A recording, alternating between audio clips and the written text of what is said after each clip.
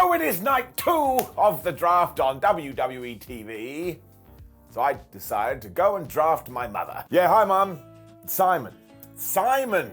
For goodness sake, your son. Your second born. Listen, I just wanted to let you know, I talked to World Wrestling Entertainment and you're being drafted to SmackDown.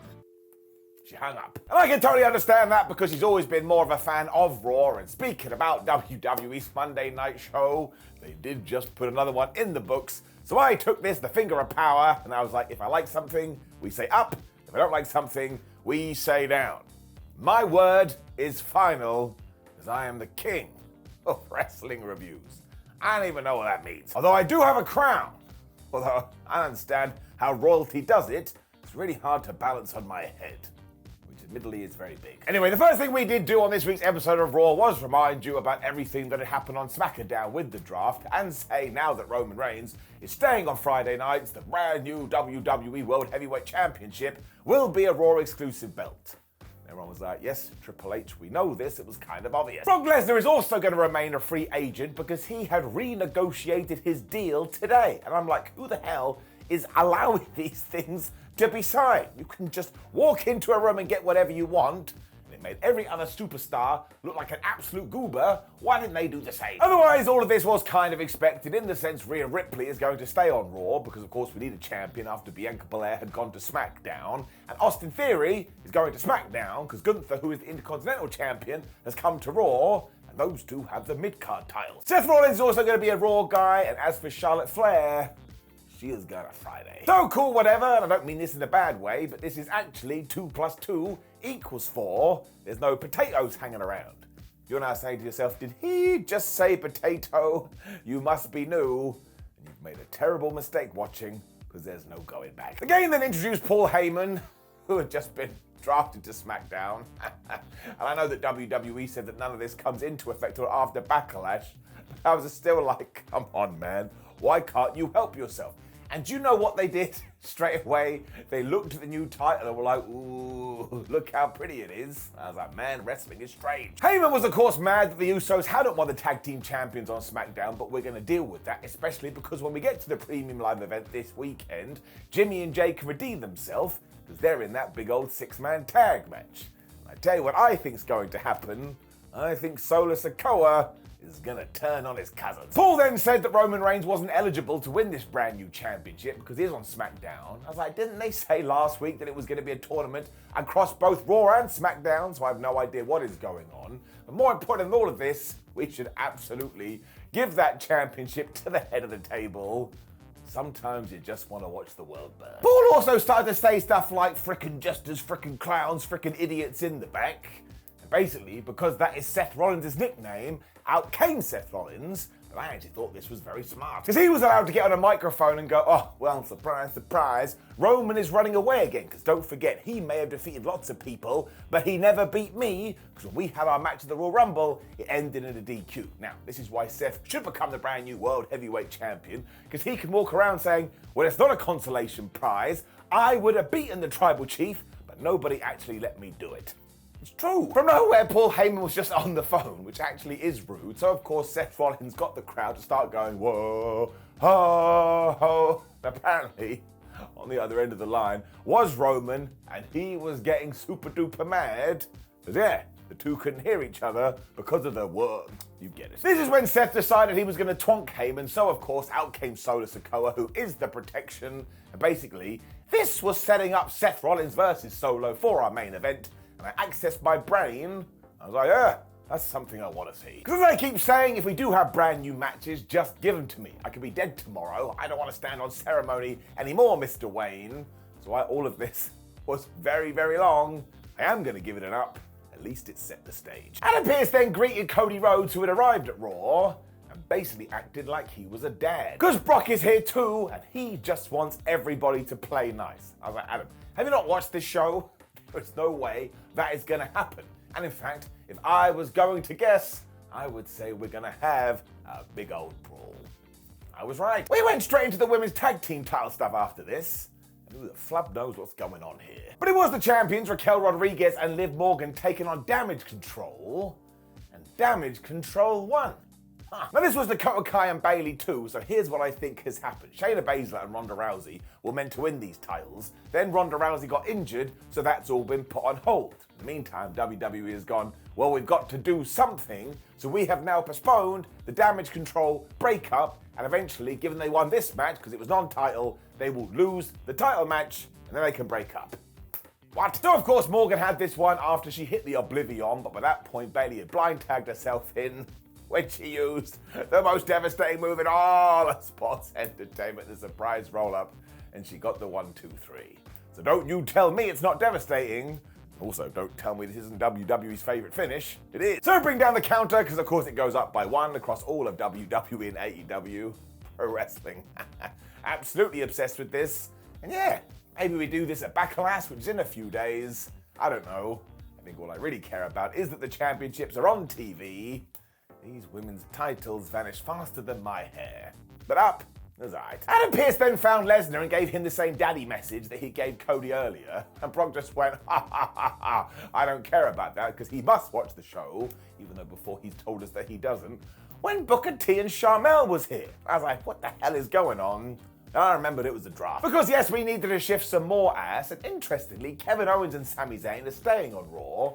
So now I have no idea what's happening with the tag titles, but given that the next pick was the Usos going to SmackDown, meaning the Bloodline is still together, I have a feeling that we may be about to get Raw tag team titles and SmackDown tag team titles. And do I want that? Talk to my finger? No. No, I don't. The Judgment Day are also staying on Raw, and of course that was Finn Balor, Damian Priest, and Dominic Mysterio, and this made me so damn pleased in my tum-tum, because of course it means Rhea Ripley had already been drafted to Monday nights, and they can stay together, and they should be together forever. But you do have to balance your books when it comes to multi-people shifts, so the LWO headed by Rey Mysterio are gonna smack down. So this gets an up because of the Judgment Day. I was having sleepless nights about this, like, oh, please don't break them up. I'm a very, very strange chap. So yeah. Braun Strowman and Ricochet versus Alpha Academy were next. I have no idea why. But it only went 2 minutes, and the interesting twist is that Maxine Dupree was out with Chad Gable and Otis. Although, because she was here, I guess he was Otis.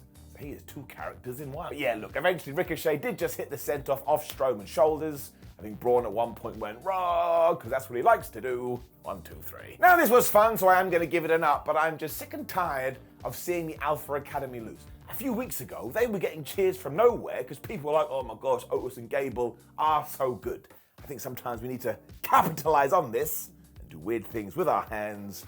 So yeah, being a nerd here, that part's getting it down. We then saw that Adam Pearce and Shawn Michaels were going to act as representatives as Raw and SmackDown as the draft continued, and we got this video for Damian Priest versus Bad Bunny, which is actually happening this weekend. And I'm starting to think that the naughty rabbit is going to win. Oodalally. It also meant that HBK and Pearce could get back to business when Brock Lesnar decided, nope, I'm interrupting here. Everybody freaked out. Uh-oh. Interestingly, Brock wanted to know how happy they were to see a real cowboy. I was like, there it is. The weirdest thing Lesnar had ever said. But this is when all of a sudden Cody Rhodes attacked him from behind and he thumped him so hard, Lesnar actually fell to the floor. I was like, here we go. Before this, Pearce had sent a bunch of security guards to the ring as well. The Beast was like, shrug emoji, I don't care about them. But given that they were out, of course, they stopped this fight from continuing. And the whole time Cody was shouting, oh yeah, make me earn it. Now, that doesn't make any sense. But this American Nightmare man, he can just have things come out of his mouth. You're like, it's the most profound thing I've ever heard. This absolutely worked, and I cannot wait for this match. And if you put a gun to my head and said, Simon, who's going to win? I would have my brains splat all over the floor. So I said that's meant to be a family show, but I would do. I cannot call it. That's when wrestling is at its best. When the draft got going again, it's almost like Raw is a 3-hour show, and sometimes we need distractions. But Raquel Rodriguez and Liv Morgan are staying on Raw, so once again, who the hell knows what's happening with the tag titles, whereas Asuka is gonna SmackDown. The New Day are on Raw, and the Brawling Brutes are also on Fridays, which was kind of sad. I was like, well, there it is. Sheamus' Intercontinental title dream is dead. Gunther is on Mondays. We're also then in the back with Kevin Owens, Sami Zayn, and Matt Riddle, because Riddle was all like, bruh, I'm so happy that you guys are staying on Raw, because now we can hang out all the time. You can just imagine Kevin Owens' face here. Like, oh great, gotta hang out with this dude. I love him. It was also well timed because it did lead into Riddle versus Jimmy Uso.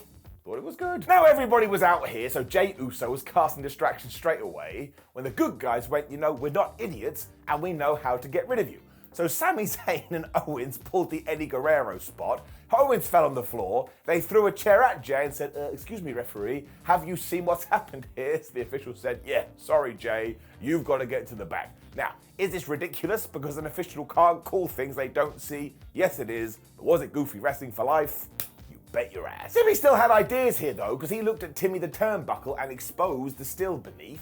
And this is when Sammy was on the ring apron saying, referee, you're doing a terrible job. Why can't you see this? Turns out our heroes don't care anymore either, because this serves as another distraction. So Kevin grabbed Jimmy's head, he slammed it into this steel, and Matt Riddle went, oh yeah, brilliant. He hit the floating bro, and they won. Now this was great, because not only does it tie into the bloodline story, but sometimes the people we're meant to cheer for, well, they should be outsmarting the idiots. It also gives us compelling stories all around, because how the hell is Roman Reigns going to react to this? I tell you, he's going to stab the Usos in the face, giving it up. Quick video package for Io Sky after this, because again, she is going after the Raw or SmackDown, whatever the hell it is, Women's Championship at Backlash, when Eric Bischoff and RVD were the people announcing the next round of drafts. Rick Boogs and Elias all went Rob Van Dam together. It was totally surreal. I was worried that somebody had injected drugs into my face. Before that though, Jey Uso did find Paul Heyman and he was like, look, Solo Sikoa is right here. I can see him. He's not the Invisible Man. Why the flub was he not out there for our match? And of course, Heyman was like, he has a different mission this evening. Sorry, pal. So again, if you think everything is all good in the bloodline, you're totally incorrect. I've also started to think that maybe, just maybe, all of this has been designed so that we turn the Usos into some baby faces. Because even though Jey has been an absolute dick for months, I just have so much sympathy for him. So you've got to give it to WWE. This is a great story with so many damn layers like onions. I'm giving it up. When we had more draft stuff. Okay. Because Trish Stratus is on Raw, even though like Brock Lesnar, she probably should have been a free agent. Whereas Karrion Kross and Scarlett are going to SmackDown. Which means this tease feud between him and Shinsuke Nakamura must be over. Tarot cards didn't tell us that, did they? Ronda and Shayna are also going to Raw, whereas LA Knight, yeah, is still going to be on SmackDowns, which I liked. And I am giving this a down, just because this Karrion Kross Shinsuke Nakamura thing is ridiculous. Now, WWE will somehow prove me wrong, and they will have a fight. What's it going to be? Like a 5-minute thing? And then we forget about it? Absolutely ridiculous. And what happened next does tie into this as well, because it was Miz TV, his guest was Shinsuke, and after they had argued, oh man, we should both be the new world heavyweight champion, Shinsuke told The Miz that he had a cool catchphrase for him in Japanese, which was, The Miz has tiny balls. Now, I'm absolutely sick of this. I don't care if The Miz does have small testicles. Do you think that's his fault? No, it's not. He didn't pop out the womb and someone said, oh, what size balls would you like? And The Miz went, I want really small ones. No, if that's the case, he has to live with that, and maybe we should be nicer to him. But yeah, again, ties into what I just said. Feels like Nakamura versus The Miz is now our feud. It goes to show, if you're going to go to Scarlett and Karrion because you want your cards read, don't trust them, it's baloney. And then Otis just smashed some dude that I think was called Anthony Alanis. I don't know, good for him. It couldn't have gone more than a minute and it was a proper squash. But here's the thing when it comes to Omos. It is good that he's a free agent because he should be treated like a special attraction. But also, two, we should be turning him babyface. Because go and watch him in any kind of interview. This is such a nice man. Plus he's into a bunch of niche things like anime. If you could bundle all that up and package it in a character, you could have the traditional gentle giant. And he can still kick ass in the ring. But he has so much to his personality, and we're hiding it. That's nuts. I also think it will work far better than just being Angry Person 9. So yeah, as you can tell, I am an Omos sapien. Didn't pronounce that right at all. I like the guy. That's why I'm giving him it up. We then got reminded the world title tournament will culminate at Night of Champions, and again, give it to Seth Rollins. When Molly Holly was here, helping out with the draft.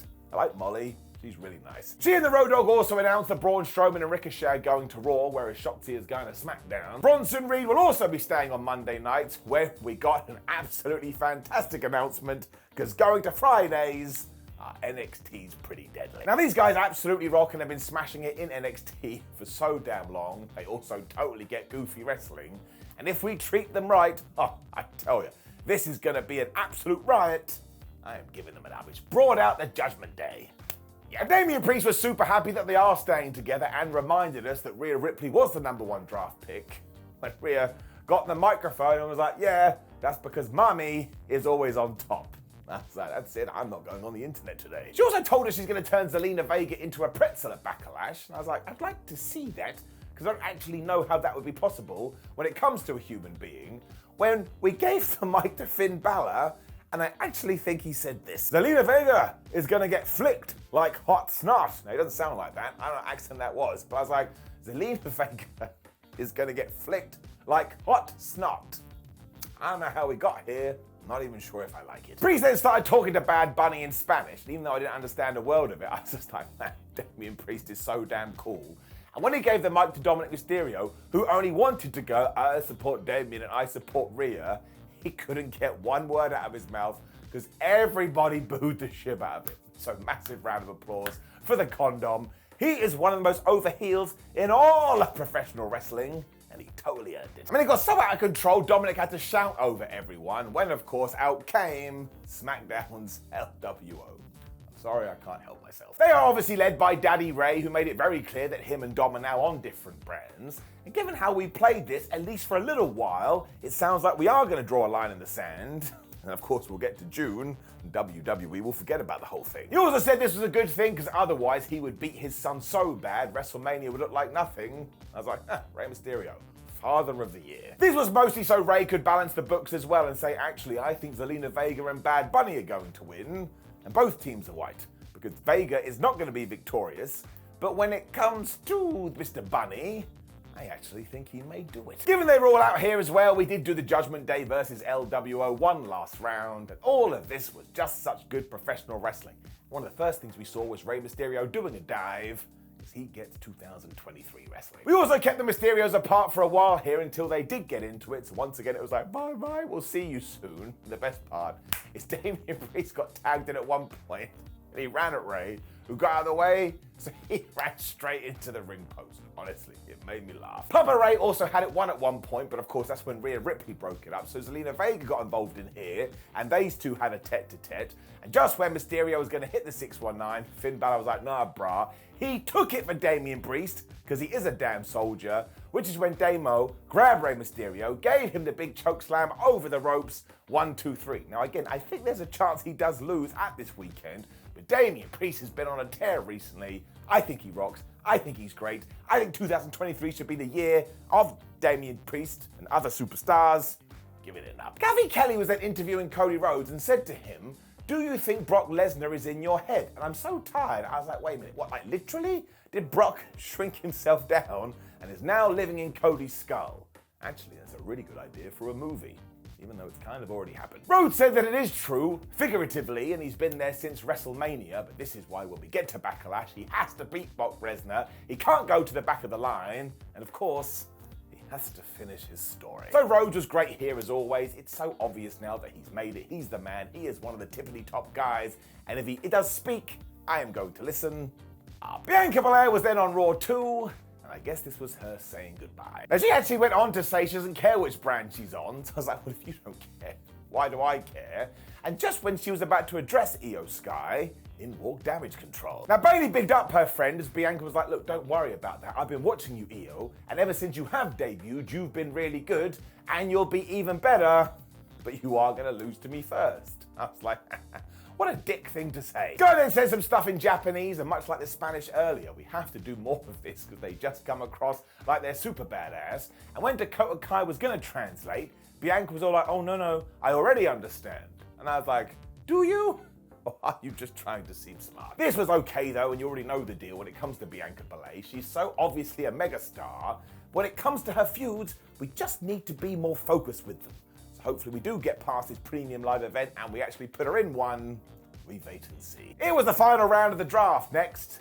The last pick rocked. Because Alpha Academy are going to be on Raw, Rick Boogs are going to be on SmackDown, Katana Chance and Caden Carter are going to be on Raw, and heading to SmackDown is Cameron Grimes. Now he has been missing in action for ages, so I can't wait for this, and we saw Chance and Carter get into it with Isla Dawn and Alba Fire down in the NXT Performance Center, so of course we're going to do something with that, but moving it all to one side, if we treat Grimes right and we give him a proper push, he will absolutely fly all the way to the moon.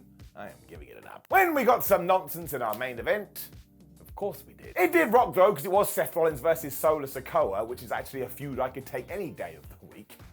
Leon Solo was just kicking his ass.